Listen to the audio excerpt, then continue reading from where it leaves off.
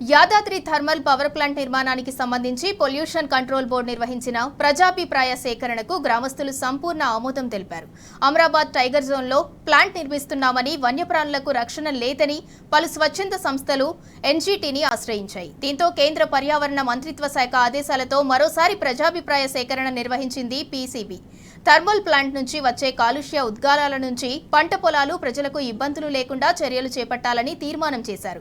Green belt ఏర్పాటు చేసి గతంలో ప్రకటించిన విధంగా మొక్కలు పెంచాలని కోరారు.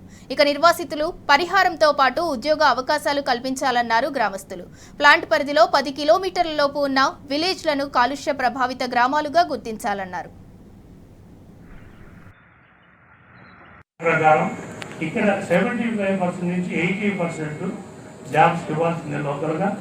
దాంతోపాటు వాళ్ళ అర్హత ప్రకారం, వాళ్ళకి ఏదైతే అర్హత ఉన్నదో మీ రూల్ ప్రకారం, గవర్నమెంట్ రూల్ ప్రకారం ఆ అర్హత వాళ్ళందరూ మనకు ప్లాంట్ ఓపెన్ కన్నా ముందే ట్రైనింగ్ అయిపోవాలి.